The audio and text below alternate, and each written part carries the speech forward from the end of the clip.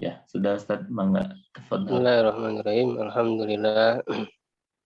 Salatu wassalamu ala Rasulillah wa ala alihi wa sahbihi wa wala. Alhamdulillah ya sekalian, kita kembali berjumpa di pembelajaran kajian kita rutin. Insyaallah di kesempatan kali ini kita akan melanjutkan kajian ilmu ushul fikih dari kitab Taisir Ilmi Ushulul Fikih yang ditulis oleh Dr. Abdullah bin Yusuf Al-Judai. Hafizullah. Ini pembahasan sudah hampir selesai ya di kitab ini. Yang ini pertemuan yang ke-49 ya, insya Allah. Dalam 50 sesi ini kita selesaikan kitab ini. Dan ini cukup panjang ya muatannya. Kita langsung saja ya. Kebetulan ini saya tidak bisa share ininya, kitabnya. Karena laptopnya lagi error ini menggunakan HP. Mungkin bisa dilihat saja masing-masing kitabnya ya, kitab PDF-nya. Kalau di kitab PDF itu halaman 361 ya.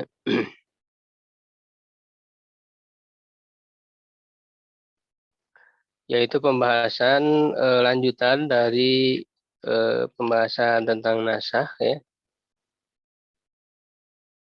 Yaitu judulnya Anwa'u. Ya, Anwa'u mayaqau bihin nasu. Ya, jadi macam-macam yang terjadi padanya nasakh. Lamma kana amrun nasi qad furiqa minhu lirtibatihi biduzulil wahyi. Ketika perkara nasakh ya, menghapus ya, itu telah selesai karena dia terikat ya, lirtibati, karena dia terikat binuzulil wahyi, dengan turunnya wahyu. Sabata bistiqra'i suwarin naskhi, ya telah tetap ya dengan istiqra itu maknanya pengamatan ya secara menyeluruh terhadap gambaran-gambaran nasakh ya, bahwa dia itu terjadi ya dengan 4 perkara. Ya, halamannya halaman 361 ya, sudah tadi saya sampaikan. Al-awwal, yang pertama nasu Quran bi Quran. Ya, karena si qaulihi ta'ala ya kutiba alaikum idza hadara ahadakumul mautu in taraka khairanil wasiyah lil walidaini wal aqrabin bil ma'ruf haqqan 'alal muttaqin. Ya, seperti menasah firman Allah Ta'ala, ya ini tentang memberikan wasiat, maksudnya wasiat harta ya, kepada kedua orang tua dan kerabat dengan cara yang ma'ruf. Nah, ayat ini dinasah oleh Al-Quran lagi ya, makanya ini yang pertama adalah menasah ayat Quran dengan ayat Quran lagi. Artinya ada ayat yang dinasah ya, mansuh, dan ada ayat yang menasahnya. Ya, yang menggantinya begitu ya. Yaitu dinasah dengan ayat apa? Dengan ayat waris, mawaris min suratin nisa, dari surat An-Nisa. Ya, jadi kalau untuk kedua orang tua, kerabat, ya itu tidak ada wasiat karena mereka punya bagian waris. Ya, dan sahih dari Nabi SAW, beliau sabda beliau, innallaha qad a'ta kulli dzi haqqin haqqahu. Sungguhnya Allah telah memberikan setiap yang punya hak itu haknya, punya haknya masing-masing. Fala wasiyata liwarisin. Tidak ada wasiat bagi ahli waris. Ya, jadi ayat di atas itu berarti dinasah ya, tidak berlaku lagi hukumnya. Karena bagi keluarga dan ahli waris ya tidak perlu diberi wasiat harta ya. Assalamualaikum Ustaz. Wasohal qaul binasriha. Apaan ini suaranya jelas? Jelas, Halo? Ustaz. Ya. Jelas. Oke. Dan sahih ya qaul perkataan dengan nasa yang menasah ayat tersebut an jamahiri salaf. Ya dari mayoritas para ulama salaf ka Ibnu Abbas wa ghairihi wa in kanu qad ikhtalafu fin nasi. Walaupun mereka berbeda pendapat dalam yang menasahnya itu apa ya, hal huwa ayatul mawaris amil hadis. Apakah itu ayat-ayat waris ataukah hadis? Ya, nanti juga ada yang menolak bahwa ayat Quran tidak dinasah dengan sunnah karena mensyaratkan yang menasah harus lebih tinggi derajatnya. Nah, kalau yang mengatakan seperti itu berarti dinasahnya bukan oleh hadis, tapi oleh ayat Quran lagi. Ya, kemudian yang kedua ya, ini cukup panjang, kita cepat insyaallah mudah-mudahan selesai. Yang kedua, menaskhus sunnah bisunah, menasah sunnah dengan sunnah, hadis dengan hadis. Ya, kaki suatu tatbik fi ruku ya, seperti kisah pelaksanaan dalam ruku, tata cara ruku. Ya, an Alqamah ibni Qais wal Aswad bin Yazid ya annahuma dakhala ala Abdillah wa huwa ibnu Mas'ud ya, masuk ke Abdullah bin Mas'ud. Faqal, lalu beliau bertanya, Ibnu Mas'ud bertanya, "Ashalla man walfakum?" Apakah sudah sholat orang di belakang kalian? Qala na'am. Keduanya menjawab ya. Faqama bainahuma wa ja'ala ahadahuma an yaminihi. Dia berdiri di antara keduanya. Ibnu Abbas ya mengimami, menjadikan yang satu di sebelah kanan dan yang satunya lagi, ini dua orang tadi ya, Alqamah bin Qais dan Aswad bin Yazid. Satunya lagi di sebelah kiri ya, tsumma roka'na, kemudian kami ruku, wa wada'na aydiyana ala rukabina. Ya, maka kami meletakkan tangan-tangan kami di atas lutut kami. Ya, fadoroba aydiyana. Ya, lalu Ibnu Mas'ud memukul ya tangan kami. Jadi ketika suatu maksudnya meluruskan. Jadi jangan meletakkan tangan di atas lutut. Ya, summa tabbaqa baina yadayhi ya, kemudian menyatukan antara dua tangan ya, antara dua tangannya, summa ja'alahuma baina fakhidaihi. Ya, lalu meletakkannya di antara kedua pahanya. Ya, jadi cara meletakkan dua tangan pada saat ruku. Nah, ya cara seperti ini pernah dilakukan ya oleh Ibnu Mas'ud ya. Falamma shalla qala, ketika telah sholat dia berkata, hakadza fa'ala Rasulullah. Seperti itulah yang dilakukan oleh Rasulullah. Tapi hadis ini dinasah ya, tidak berlaku lagi hukumnya, yaitu dinasah oleh hadis Sa'ad bin Abi Waqqas ya, radhiyallahu anhu, dari anaknya yaitu Mus'ab. Qol, dia berkata, "Shallaitu ila janbi abi," aku sholat di samping ayahku, Sa'ad bin Abi Waqqas. Falamma raka'tu syabaktu asabi'i, ketika aku ruku, aku menyatukan ya jari-jariku, wa ja'altuhuma baina rukbatayya, aku menjadikan keduanya di antara dua lututku, fadoroba yadi, lalu dia memukul tanganku, dia langsung meluruskan. Falamma shalla, ketika telah sholat, qala, dia berkata, qad kunna naf'alu hadza. Ya, sungguh kami dulu telah melakukan ini. Ya, summa umirna an narfa'a ila rukab. Ya, kemudian kami diperintah untuk mengangkat ya ke lutut kami. Ya, jadi tata cara meletakkan dua tangan dengan disatukan lalu diletakkan di antara dua paha, yaitu dinasah. Cara seperti itu sudah dihapus, ya dinasah dengan cara meletakkan tangan di atas lutut, begitu ya, seperti yang kita lakukan dalam sholat. Itu contoh menasah sunnah dengan sunnah. Yang ketiga, nashul Qur'anin bisunnah. Ya, menasah Al-Quran dengan sunnah. Wa huwa waqi'un fi madhabi ta'ifatin kabirah min ahlil ilmi. Ya, nah ini terjadi pada madhab ya sekelompok besar daripada ahli ilmu, khilafan li Syafi'i wa Ahmad. Berbeda dengan Syafi'i dan Ahmad. Nah, jadi madhab Syafi'i dan Ahmad ini menolak ya adanya menasah Quran dengan sunnah, karena yang tadi saya sebutkan derajatnya kan sunnah itu lebih rendah daripada Quran begitu, kekuatannya begitu.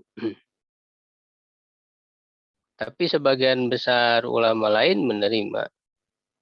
Wa mimma yadhkurunahu misalan, ya di antara yang mereka sebutkan sebagai contoh yaitu nasu qauli ta'ala, ini yang tadi menasah firman Allah Ta'ala ya yang tentang wasiat kepada ahli waris. Ya, dengan perkataan yang terdahulu disebutkannya yang barusan ya sebelumnya, la wasiata li waris. Ya, jadi dinasah oleh hadis la wasiata li waris. Tidak ada wasiat bagi ahli waris. Wa wuqu'ul nasi fil misalil madhkur bihadhihi surah azhar.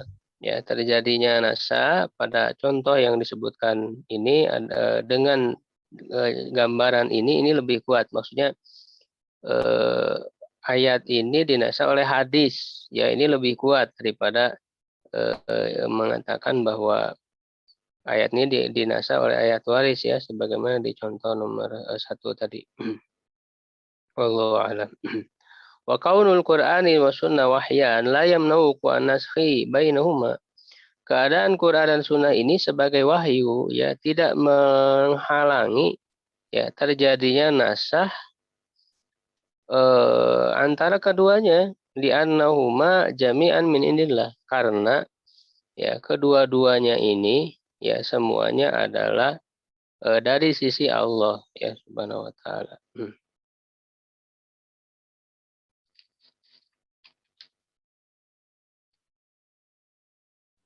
Karena ada kitab PDF-nya, barangkali bisa ditampilkan.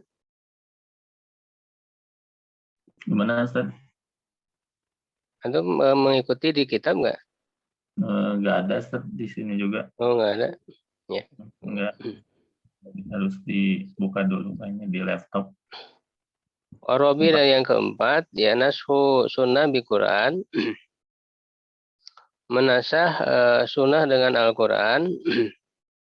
Wal qaul bi wuqu'i, dan yang mengatakan ya terjadinya nasah sunnah dengan Quran ini madhabu jumhuril ulama. Ya adalah madhab mayoritas ulama huwa shawab, dan itulah yang benar. Khilafan li Syafi'i, berbeda dengan Imam Syafi'i. Seperti ya karena istiqbal Baitul Maqdis, istiqbalil Ka'bah, menasah menghadap ke Baitul Maqdis ya dengan menghadap ke Ka'bah.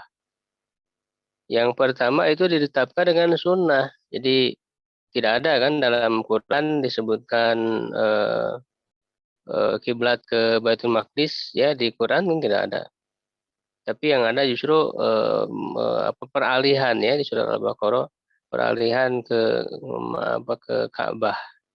Sedangkan menghadap ke Baitul Maqdisnya tidak ada di Quran, tapi dia ada di sunnah. Nah, ini berarti adalah contoh menasah sunnah dengan Al-Quran. Wa huwa al-hal allati kana alaihi Rasulullah sallallahu alaihi wasallam wal mu'minuna ma'ahu fi Makkah wa ba'da al-hijrah zamanan wa nasuhu bil kitab. Nah, itu adalah keadaan dahulu ya, di mana Rasulullah SAW melakukan itu ya, maksudnya berkiblat ke Baitul Maqdis dan orang-orang beriman bersamanya di Mekah dan juga setelah hijrah beberapa waktu. Ya, karena kan Rasulullah berdoa untuk memohon pemindahan kiblat itu kan selama 16 atau 17 bulan. Cukup lama waktu di Madinah setelah hijrah ke Madinah itu. Suma surifa ilal Ka'bah wa nasuhu kemudian menasahnya dengan Al-Qur'an. Yaitu dalam hadis ya dari Abdullah bin Abbas, semoga Allah meridhoi keduanya. Dahulu Rasulullah SAW sholat dia di Mekah nahwa Baitul Maqdis. Nah ini dalam hadisnya disebutkan menghadap ke Baitul Maqdis wal Ka'bah baina yadayhi dan Ka'bah di depannya. Wabada mahal jaro ilal Madinah yasid tata asyara syahron. Dan setelah hijrah ke Madinah selama 16 bulan ya kemudian dialihkan ke Ka'bah. Ya. Jadi kalau waktu di Mekah itu kan Rasulullah sholat menghadap Baitul Maqdis sekaligus bisa menghadap Ka'bah. Di depannya Ka'bah lalu sekaligus menghadap Baitul Maqdis. Tapi ketika hijrah ke Madinah kan tidak bisa. Ketika menghadap ke Baitul Maqdis otomatis Ka'bah dibelakangi. Maka Rasulullah memohon untuk dipindahkan. Ya dalam hadis juga disebutkan dari Bara' bin Azib, ya semoga Allah meridhoi keduanya. Dia berkata, ya karena Rasulullah SAW sholat nahwa Baitul Maqdis sitata asyar au sab'ata asyar syahron. Ya, Rasulullah sholat menghadap Baitul Maqdis itu selama 16 atau 17 bulan. Ya, dan Rasulullah yuhibu an yuwajjaha ilal Ka'bah. Rasulullah menginginkan ya untuk kiblat itu menghadap ke Ka'bah. Fa'anzalallah, maka Allah menurunkan qad nara taqalluba wajhika fis sama. Al-Baqarah 144. Ya, jadi sungguh kami telah melihat bolak-baliknya wajahmu ke langit ya. Maksudnya berdoa ini selama 16 bulan lamanya. Maka beliau menghadap ke Ka'bah. Nah, orang-orang bodoh dari manusia, yaitu orang-orang Yahudi, itu kan berkata, ya ma wallahu man qiblatihim wallati kanu 'alaiha ya. Itu mengapa berpaling kiblah itu? Ya, kenapa di rubah-rubah segala kan begitu? Itu orang Yahudi perkataannya. Ya kul katakan lillahil masyriqu wal maghrib. Timur dan barat itu milik Allah. Yahdi man yasha ila siratim mustaqim. Ya, dia memberi petunjuk kepada siapa yang dia kehendaki kepada jalan yang lurus.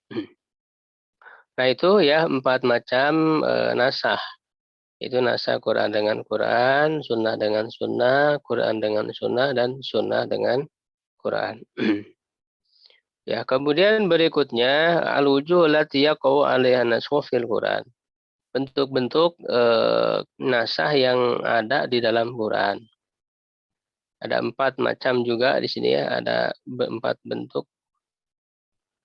Yang pertama nasul hukmi ma'a baqa'i tilawah. Menasah hukumnya disertai dengan tetapnya tilawahnya. Jadi ayatnya masih bisa dibaca, masih ada dalam Quran, tapi hukumnya sudah tidak berlaku. Ini macam yang pertama. Misalnya surat An-Nisa ayat 15. Ya, wallati yatin al-fahisyah min nisaikum ya. Itu perempuan, istri-istri yang melakukan perbuatan keji, ya serong ya, dari istri kalian, maka datangkanlah saksi ya alaina arba'atan minkum, 4 orang. Fa in syahidu, kalau mereka bersaksi, fa amsikuhuna fil buyut, maka tahanlah mereka di dalam rumah sampai datang kematian kepada mereka ya, atau Allah menjadikan jalan lain bagi mereka. Ya, jadi ini dulu ya pernah diberikan syariat seperti itu. perempuan yang berzina gitu ya, jadi serong, maka hukumannya disekap ya di dalam rumah sampai meninggal. Nah, tapi kemudian hukum ini, ya hukum dalam ayat ini dinasah, tidak berlaku lagi. Itu dinasah dengan ayat-ayat hukuman had bagi orang berzina. Nusiha bi qaulihi ta'ala azaniyatu azani fajlidu kulla wahidin minhuma mi'ata jaldah. Ya, mencambuknya ya masing-masing dari keduanya 100 kali cambukan kama syahadzalika an Ibnu Abbas. Itu bagi yang belum menikah ya, bagi yang belum menikah. Kalau yang sudah menikah ya sebagaimana di hadis berikutnya dijelaskan dari Ubadah bin Somit radhiyallahu anhu, dia berkata ya Rasulullah SAW bersabda, khudhu anni, ambillah dariku, qad ja'alallahu lahunna sabila. Sebenarnya ayat berikutnya ini turun ataupun juga dengan hadis ya yang menambahkan adalah penjelasan sebagaimana Allah sebutkan dalam ayat sebelumnya, itu yaj'alallahu lahunna sabila, atau Allah memberikan jalan lain bagi mereka. Nah, jalan lain itulah kemudian yang dijelaskan oleh ayat berikutnya dan juga hadis. Yaitu apa? Al-bikru bil bikri jaldu mi'ati wa nafyu sana. Yang berzina ya, yang belum menikah ya, dengan yang belum menikah itu adalah mencambuknya sebanyak 100 kali dan meniadakannya, mengasingkannya selama 1 tahun. Dan juga yang wasaibu bisaib jaldu mi'ah wa rajam, mencambuk 100 kali dan merajamnya.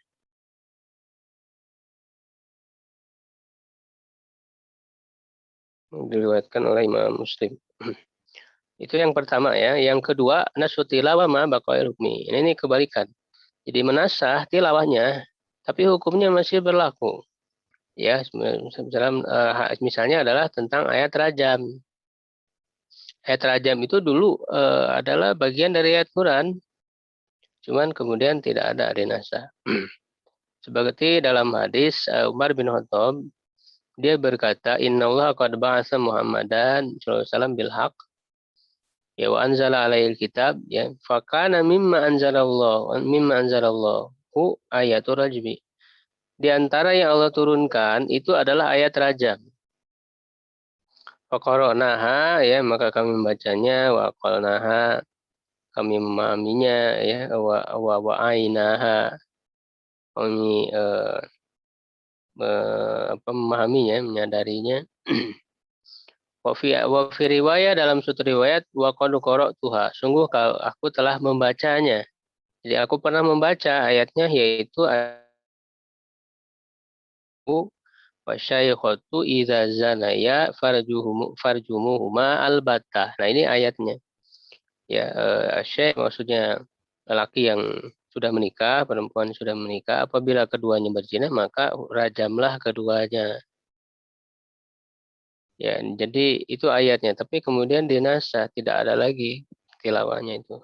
Tapi hukumnya masih tetap berlaku ya. Wa rajama Rasulullah SAW wa rajamna ba'dahu. Rasulullah pernah merajam, juga kami merajam setelah beliau. Fa ahsya'in talabin nas zamanun an yakula qail. Nah, kata Umar, aku khawatir apabila masa telah berlalu panjang ya, kepada manusia, lalu berkata ya salah seorang, wallahi ma najidu ayat rajmi fi kitabillah, demi Allah aku tidak menemukan ayat rajam di dalam kitab Allah. Ya, jadi beralasan karena memang tidak ada di Al-Qur'an, lalu tidak dilaksanakan, padahal hukumnya masih berlaku. Fayadillu bitarki faridatin anzalah Allah. Maka mereka menjadi sesat ya dengan meninggalkan kewajiban yang Allah turunkan. Wa rajmu fi kitabillah hakun ala man zana. Rajam dalam kitab Allah itu adalah merupakan hak ya yang kebenaran ya yang dilakukan terhadap orang yang berzina idza ahsana minar rijali wan nisa. Ya, apabila telah menikah ya laki-laki atau perempuan idza qamatil baina ya apabila telah tegak buktinya au kanal habal ya atau juga ada kehamilan jadi terlihat hamil itu berarti kan sudah jelas seperti itu. Awil i'tirab atau adanya pengakuan. Yang ketiga al-wajhu salis nasu tilawah hukmi. Nah, kalau yang ketiga ini baik tilawahnya dan juga hukumnya sama-sama dinasah, sama-sama tidak ada. Ya, yaitu sebagaimana dalam hadis ya dari Aisyah radhiyallahu anha dia berkata, "Kana fi ma unzila ya minal Quran di antara yang diturunkan ya dari Al-Qur'an adalah asyru rodoatin maklumatin yuharimna ya 10 kali susuan ya 10 kali menyusu maksudnya seorang bayi ya yang disusui oleh orang lain maka itu menjadikannya mahram jadi 10 kali ya persusuan. Nah, kemudian summa nusihna bi khamsin ma'lumat. Kemudian dinasah ya dengan 5 kali ya susuan yang diketahui. Jadi ini dan nanti sebetulnya penjelasannya itu lanjutannya dan ini adalah yang mimma quri'a minal Qur'an. Ya, itu di lanjutan hadisnya itu dan ini adalah pernah merupakan ayat daripada Al-Qur'an begitu.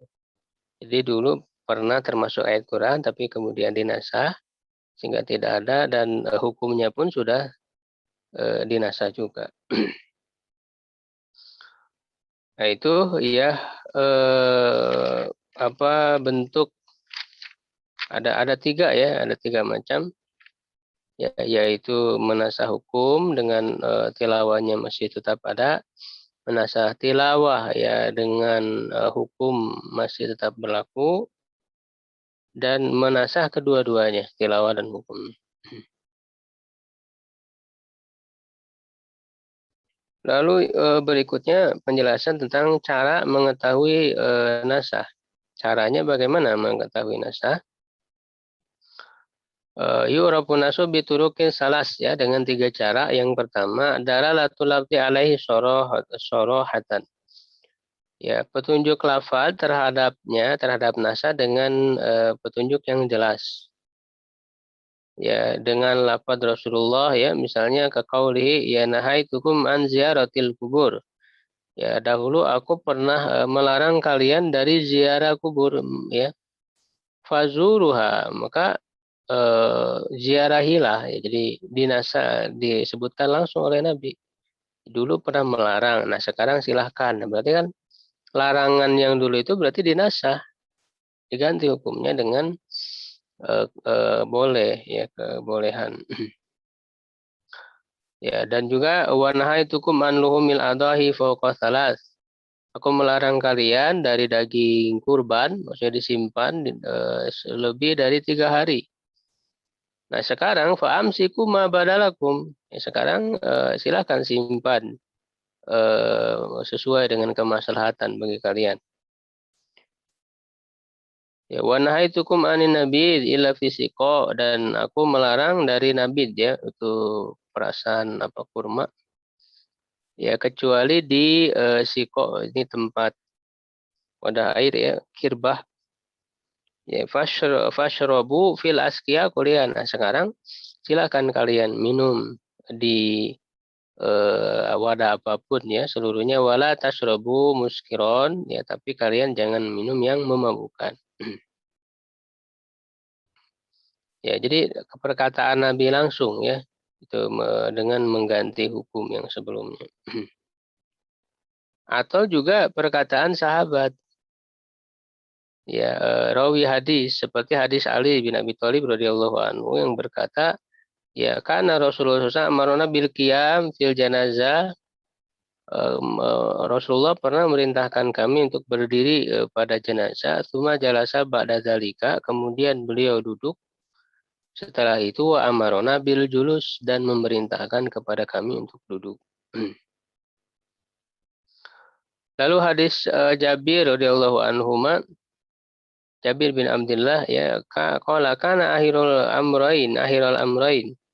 Akhir dari dua perkara dari Rasulullah SAW, tarkul wudu mimma masyatin nar, tidak berwudu ya dari memakan apa yang dimasak oleh api. Ya, artinya tidak membatalkan wudu. Gitu, karena ada dua riwayat, yang berarti menunjukkan riwayat ini lebih akhir dan dia menasah daripada hadis lain yang menyebutkan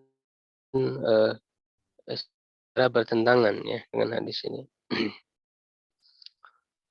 Kemudian yang kedua, cara mengetahui nasa adalah qarinah, melalui qarinah, keterangan yakin nasi dalam siak, dalam alur ya, suatu nas, qaulihi, seperti sabda Nabi dalam hadis yang terdahulu, yaitu khudhu anni qad ja'alallahu lahunna sabila. Ya, fahada yushiru ilal mansuh, ini mengisyaratkan kepada yang dinasah, yaitu adalah ayat tadi ya, tentang seorang istri yang berzina ya, disekap di rumah sampai mati. Itu dinasah oleh ayat yang lain ya, ataupun dengan hadis.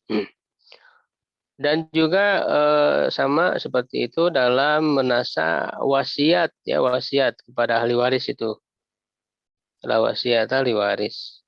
Jadi di situ ada isyarat, ada qarinah yang menunjukkan kepada nasah.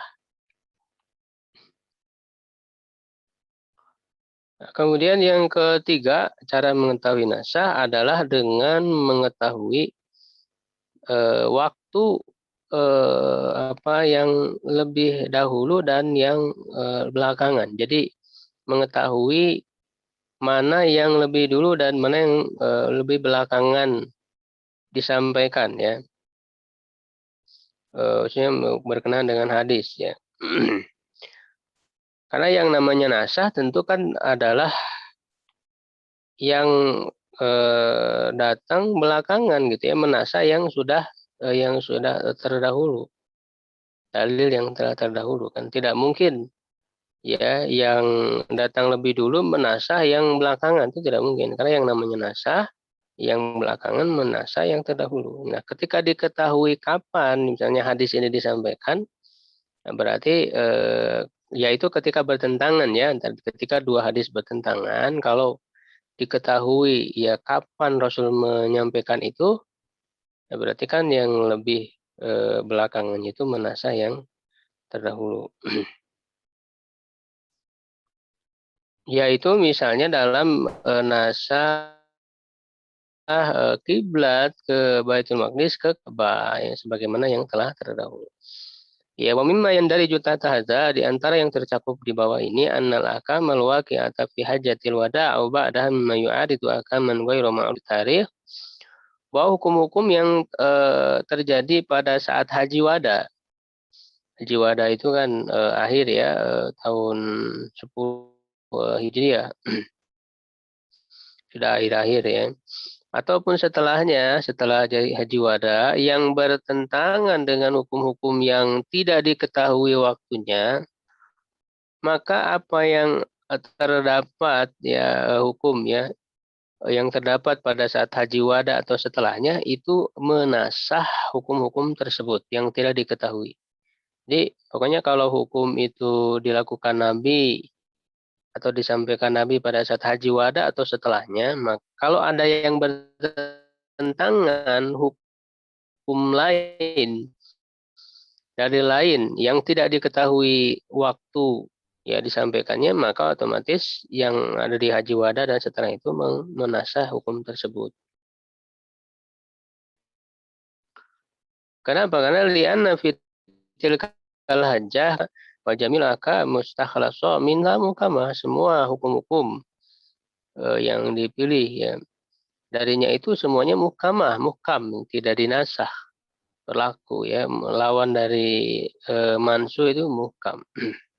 Wa mawaqaba adal haja aidon, begitu juga yang setelah haji wada ya, dari yang bertentangan dengan sebelumnya adalah qarina, menunjukkan qarina ala ibtalil hukmi sabiq, untuk menggugurkan hukum yang telah terdahulu, wa dzalika naskhun, dan itu adalah nasakh.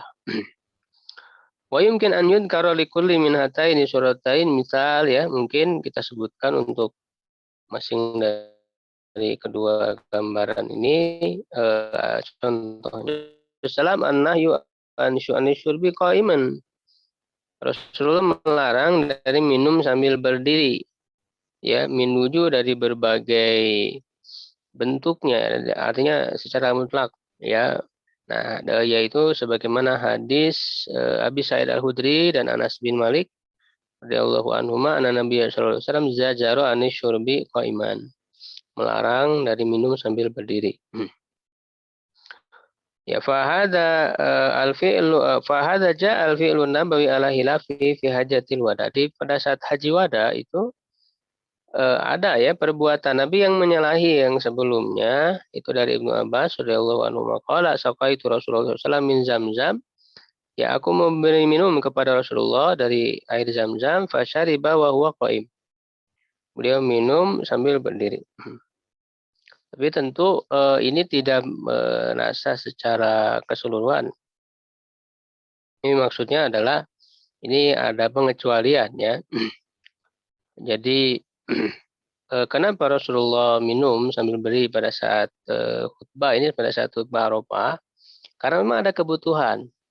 Ya, ada kebutuhan ketika Rasulullah sedang khutbah, lalu diberi air minum, lalu beliau minum, berdiri ya di atas mimbar.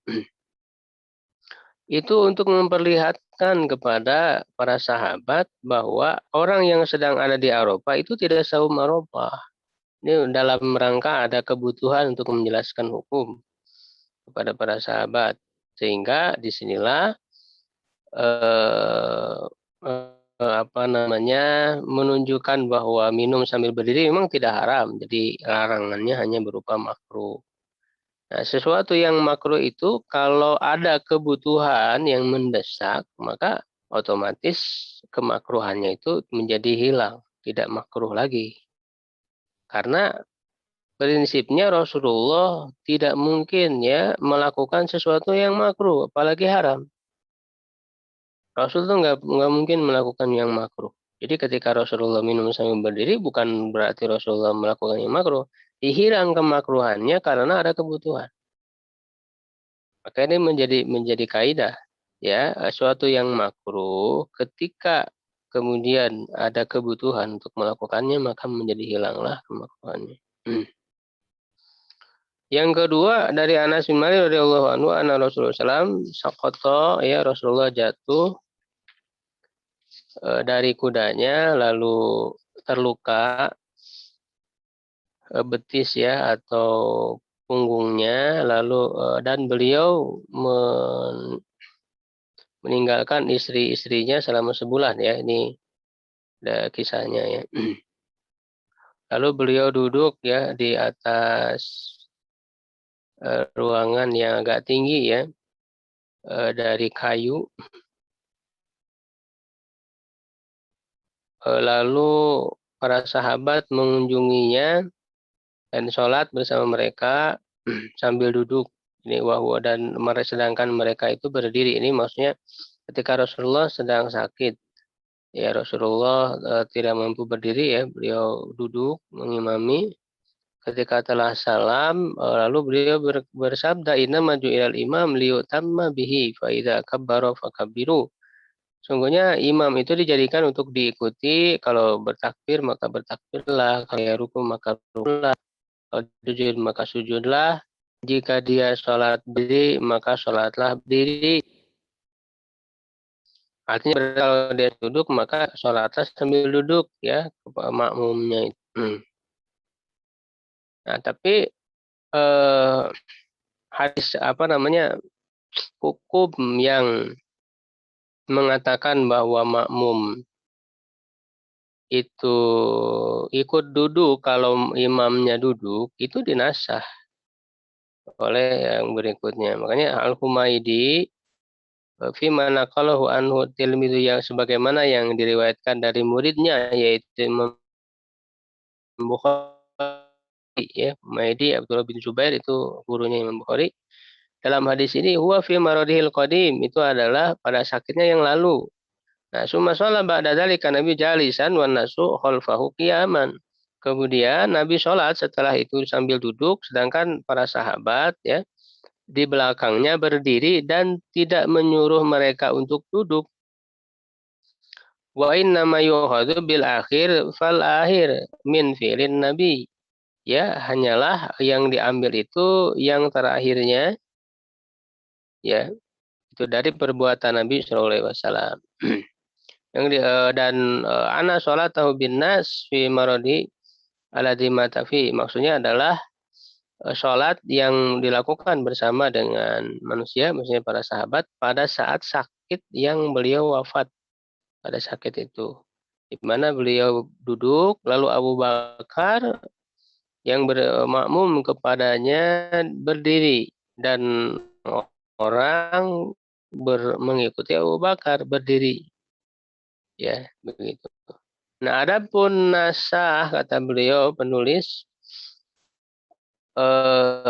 hanya dengannya masuk Islam seorang rawi, ya rawi yang meriwayatkan hadis atas orang yang lebih dulu dalam masuk Islam, ini tidak benar kata beliau, karena para sahabat itu meriwayatkan satu sama lain, ya kecuali kalau ada qarinah dalam riwayat tersebut yang menunjukkan kepada waktu hadis tersebut, gitu. Jadi tidak semata-mata misalnya Islamnya seorang sahabat ini lebih belakangan lalu dia menyampaikan hadis, tidak semata-mata itu kemudian menjadi nasa, tidak. Karena bisa jadi sahabat yang belakangan masuk Islam itu dia menerima dari sahabat lagi begitu, bukan secara langsung mendengar dari Nabi. Kemudian ada beberapa permasalahan dalam nasah ini. Yang pertama ya saya ringkas saja penjelasannya. Yaitu nasah itu bukan taksis ya secara istilah. Ya, nah maka ada ke apa namanya kesamar-samaran kholtu ya di antara keduanya, antara nasa dan taksis. Taksis itu kan menghususkan, kalau nasa itu menghapus. Nah itu pada perkataan orang-orang terdahulu, ya. Misalnya di perkataan sebagian sahabat dalam menafsirkan, mereka menyebutkan nasa, tapi yang dimaksud adalah taksis. Maka ini perlu diperhatikan, ya.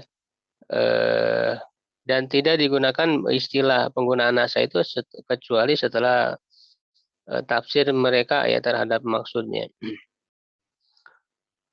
Misalnya perkataan Abdullah bin Abbas ya ketika mengatakan kulil mu'minat yaghdudna min absarihinna, ini menundukkan pandangan, fanasaho wastasna min dzalika, maka menasah. Jadi istilah nasah di sini bukan pada hakikat secara istilah, maksudnya adalah menghususkan, yaitu wal qawaid minan nisa illati la yarjuna nikahan. Ya, jadi dikecualikan.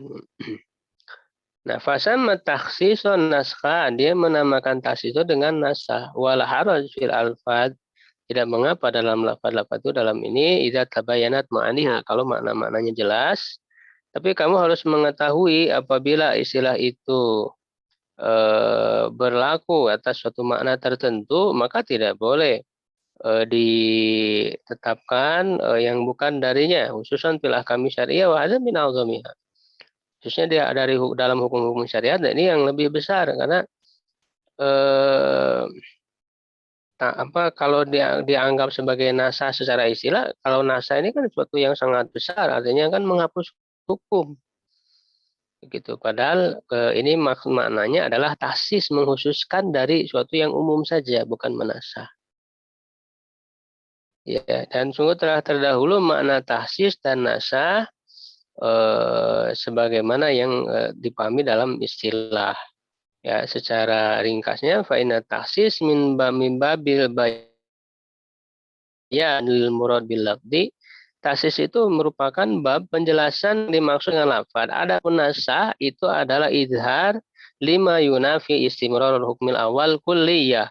Menampakkan ya suatu yang menafikan berlakunya hukum awal secara keseluruhan. Ini menghapus hukum, ini suatu yang sangat besar dalam nasah. Itu permasalahan pertama. Permasalahan kedua, ya ini khususnya di mazhab Hanafiyah yang berbeda dengan mayoritas ulama lain. Ya, dia berpandangan bahwa apabila ada nas yang secara mutlak, ya lalu memungkinkan untuk mengamalkan kemutlakannya karena jelas dan sempurna penjelasannya, tidak ada kemungkinan tambahan, maka wajib mengamalkan kemutlakan itu. Walaupun memungkinkan ada tambahan, maka la wajaba an tudkar ma'ahu istifa'an lil bayan. Harus disebutkan secara langsung setelah itu. Ya, itu. Nah, kalau ada tambahan, fala yakunu la hukmul qaid, bukan sebagai batasan, innama laha itibar syar'i akhar.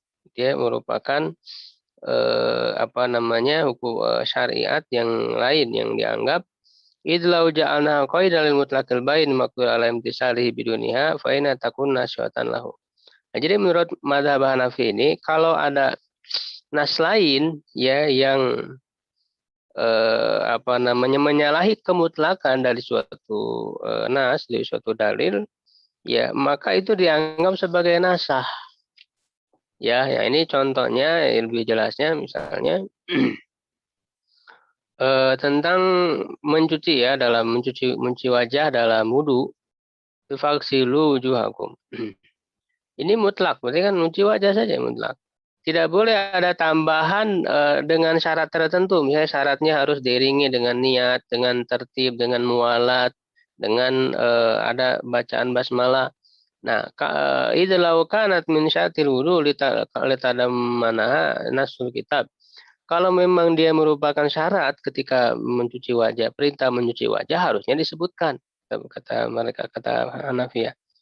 Nah, karena tidak disebutkan di ayat itu, artinya secara mutlak mencuci saja tanpa harus ada syarat-syarat tadi, ya, maka kalau kemudian ada yang lain, ya dianggap misalnya wajib dengan niat dan sebagainya, maka ini dianggap sebagai nasah ya menurut mazhab Hanafi itu. Sehingga hal-hal yang tadi itu niat, tartib, mualah itu dianggap sebagai hal yang sunnah menurut Hanafi. Begitu juga yang kedua tentang hukuman bagi pezina.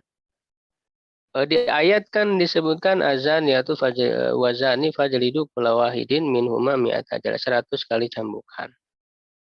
Ya, itu adalah mencambuk. Nah, kalau ada di dalam sunnah misalnya dalam dalil lain, ya ada mengasingkan selama 1 tahun.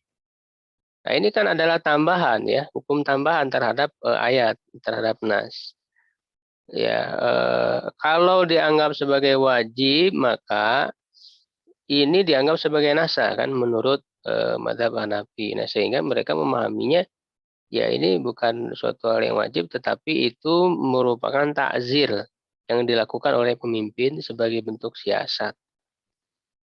Itu menurut mazhab Hanafi. Nah, adapun jumhur tidak memandang hal itu. Ya, apabila datang dalam satu nas sebagai nasa idza ja'at fi nasin akhar nas, tidak memandang sebagai nasah tambahan itu. Dia adalah tambahan penjelasan saja. Ya, selama bisa dimungkinkan diamalkan ya, amkana imaluha ya ma'anas al-awal falanas, tidak ada nasa. Idza ta'arud inda idin, tidak ada pertentangan di antara keduanya, dan syarat dari nasah itu harus ada pertentangan antara yang nasah dan yang dinasah. Masalah yang ketiga, tidak ada penghalang terjadinya menasah hukum dua kali. Ya, asalnya Rasul mengharamkan, lalu kemudian membolehkan, lalu kemudian mengharamkan lagi, tidak ada masalah. Jadi dua kali nasahnya itu. Seperti yang terjadi pada hukum nikah mut'ah. Ini dikatakan oleh sekelompok para ahli ilmu, para ulama. Jadi dalam hukum nikah mut'ah itu pernah diharamkan pada perang Khaibar. Lalu dibolehkan setelah itu, lalu diharamkan lagi dengan haraman yang selamanya pada waktu Fatu Makkah. Jadi ada dua kali penasahan terhadap nikah mut'ah itu. Ya, itu adalah nas-nas yang ada dalam Sahihain dan yang selainnya yang bisa diambil apa faedahnya. Yang keempat, permasalahan yang keempat, yang terakhir yaitu darurat, mendesak ya mengetahui nasih dan mansuh itu bagi seorang ahli fikih. Ya hanya saja kata penulis, jangan dianggap banyak nasah ini di dalam dalil-dalil syariat. Ya waqad ulifat fi musannafat khosoh mufidah, sudah ditulis ya karya tentang itu secara khusus, banyak faedahnya. Wa fi katsiri mimma du'iya fihi nasu mimma yudkaru fi tilkal musannafat atau ghairiha ma la yaslu fil qaul bin nas.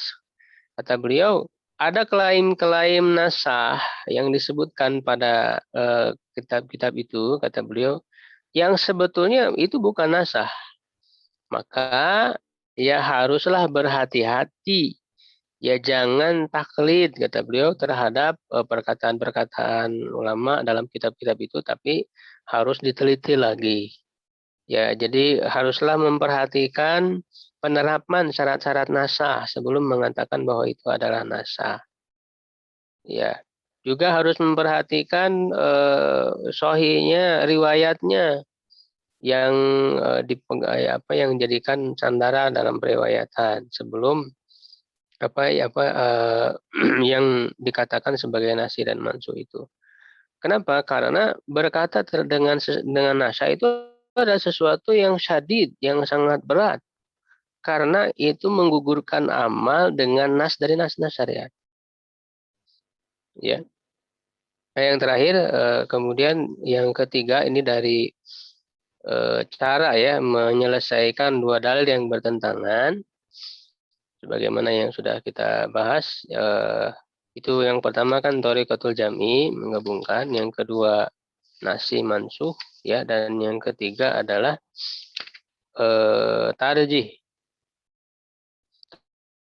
Tarjih itu maknanya adalah isbatu martabatin fi ahadi dari lain al-awal. Menetapkan martabat, ya, tingkatan salah satu dari dua dalil terhadap dalil yang lain. Tarjih ini adalah sah di antara dua dalil yang tetap dari sisi periwayatan pada pandangan seorang ahli fikih. Yang keduanya bertentangan, tidak mungkin diamalkan dua-duanya. Ya, dan juga tidak mungkin, jadi tidak mungkin jalan pertama ya dikompromikan thoriqatul jami, lalu tidak mungkin juga diketahui yang satu menasah dari yang lain. Ya, maka seorang ahli fikih itu secara mendesak untuk memilih. Nah, memilihnya itu kan tentu dengan tarjih, jadi mana yang lebih kuat. Nah, tarjih ini adalah cara ijtihad yang mentarjih, yang menguatkan salah satunya itu adalah qarinah yang digunakan oleh seorang ahli fikih untuk menimbang di antara dua dalil. Mana yang lebih kuat, maka itu yang diambil. Lalu kata beliau, di mana letak gambaran dari kenyataannya? Ya, mendesak kepada tarjih di antara dua dalil itu yang tidak mungkin dijama tadi itu dan juga tidak mungkin dinasah. Nah, ini juga kata beliau amrun nadirul wurud wal wujud. Ini sangat-sangat langka ya adanya, wa idza waqa'a fala ya'damul mustahid sabilan litarjih. Kalaupun ada, tidak seorang ahli ijtihad tidak ada cara untuk mentarji wadalika bima hakikatu tanib lihadi dalil lain, karena hakikatnya adalah mendoibkan salah satu dalilnya. Nah, kalau kata beliau, kalau memang dari sisi periwayatan yang satu lebih kuat daripada yang lain, artinya yang lemah itu kan jadi doib, kata beliau, jadi doib. Ya, kalau doib ya berarti kan tidak dianggap sebagai dalil. Ya, nah itu yang pertama. Yang kedua dari sisi dilalahnya, petunjuk maknanya. Yang satu lebih kuat memberikan petunjuk makna, yang satu itu lemah. Ya, nah, jadi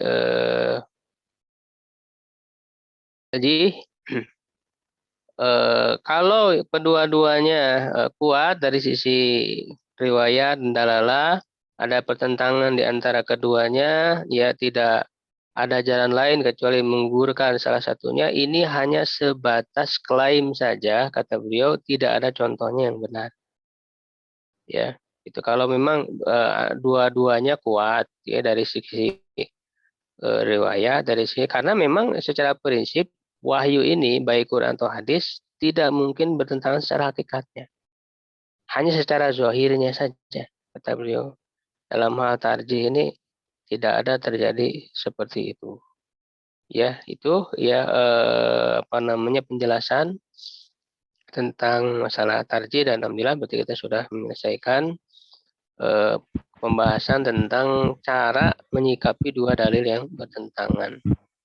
Allahu a'lam bishawab, ya, mudah-mudahan bermanfaat.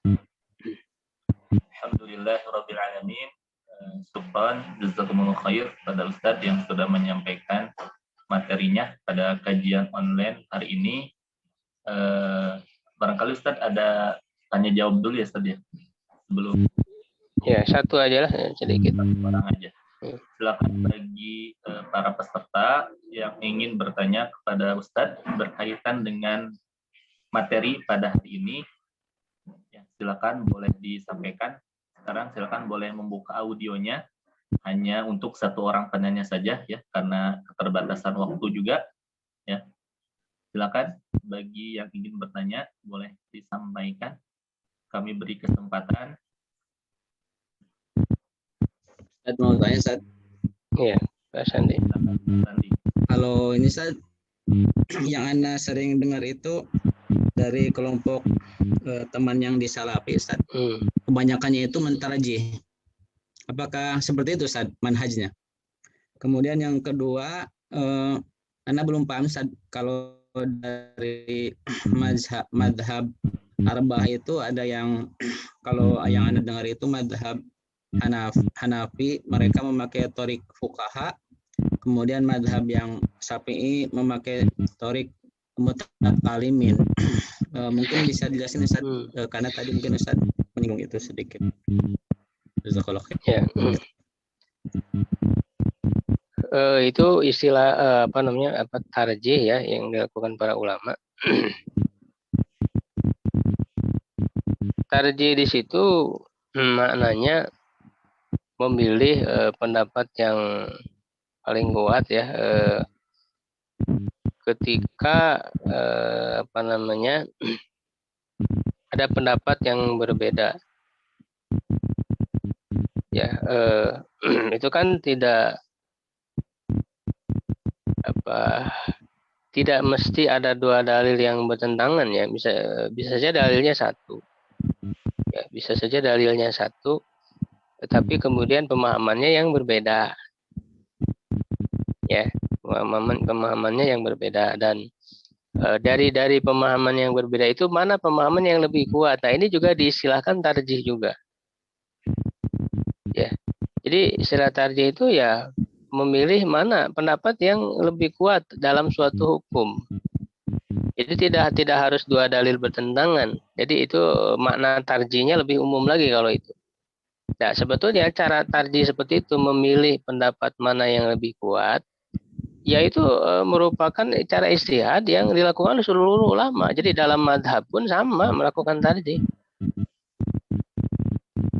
Makanya kan ada mujtahid tarjih juga di dalam mazhab itu, artinya ada ulama yang sudah sampai pada tingkat ijtihad, dia bisa mentarjih antara pendapat-pendapat di madhab itu sendiri.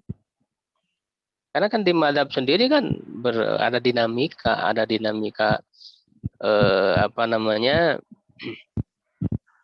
perdebatan dan sebagainya, sehingga misalnya di madhab Syafi'i yang terkenal ya dengan madhab dengan istilah mujtahid tarjih ya, itu Imam Nawawi misalnya, Imam Rafi'i. Jadi mereka punya kemampuan untuk memilih mana pendapat yang kemudian lebih kuat di madhab Syafi'i itu sehingga menjadi pendapat yang resmi di madhab Syafi'i.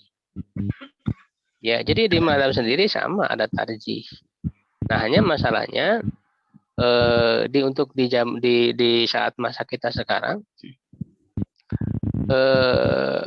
ada yang milih mengikatkan diri dengan satu madhab, ada juga yang tidak. Sebenarnya itu aja, dan dua-duanya saya kira tidak ada masalah ya, selama dengan berdasarkan ilmunya. Karena tidak ada kemudian kewajiban untuk hanya mengikuti, apalagi kalau orang itu sudah punya kemampuan untuk memahami dalil-dalil, untuk mempelajari dalil-dalil. Justru orang yang mampu seperti itu tidak boleh taklid. Karena mengikuti madhab pun harus dengan pemahaman. Taklid itu kan boleh bagi orang yang awam, tidak mampu memahami dalil, tidak bisa mengkaji, melakukan penelitian begitu. Ya, ini tidak hanya oleh Salafi saja. Jadi sebetulnya di zaman modern sekarang ya, ada yang, dan disebut di zaman ulama dulu juga ada ya yang tidak mengikatkan diri pada satu mazhab. Misalnya ada para ulama ya kayak Ibnu Hajar Al-Asqalani misalnya, itu kan juga selain beliau banyak mengambil dari mazhab Syafi'i, juga beliau kadang dalam beberapa masalah justru sama ya yang dia pilih itu dengan mazhab Malik. Misalnya di Fathul Bari kalau kita bisa kaji. Jadi itu yang pertama tentang masalah tarjih. Itu hanya sebatas apa ya istilah sebutkan, ada yang memilih tarjih, yang memilih madhab, itu kan hanya istilah-istilah yang dibahas saja. Sebetulnya di madhab juga ada pentarjihan ya, begitu terhadap pendapat-pendapat. Yang kedua tadi tentang thoriqah dalam usul fikih ya, untuk madhab jumhur yaitu Syafi'i, Maliki dan Hanbali, itu istilahnya itu adalah thoriqah mutakalimin. Thoriqah mutakalimin, thoriqah para ahli kalam. Artinya membahas ilmu usul fikih itu seperti halnya membahas ilmu kalam dari sisi fokus kepada kaidah-kaidah ya, tanpa mengaitkan secara erat dengan permasalahan fikihnya, dengan tentang furu'nya. Ya, berbeda dengan thariqatul fuqaha yang diambil oleh mazhab Hanafi, yang ketika membahas usul itu tidak lepas dari furu' mereka. Itu hanya cara saja dalam ilmu usul fikih. Jadi ada dua aliran ya dalam ilmu usul fikih itu. Seperti mutakalim itu pertama kayak mirip caranya dengan ilmu kalam ya, atau juga para ahli usul fikihnya itu ya para ahli kalam juga gitu. Kayak Al-Baqillani itu setelah Imam Syafi'i itu ke sana nanti disistematiskan lagi oleh Al-Baqillani, kemudian Imamul Haramain Al-Juwaini, lalu Imam Al-Ghazali, lalu Fakhruddin Ar-Razi. Ini kan semua para ahli kalam. Begitu ya, saya kira cukup insyaallah.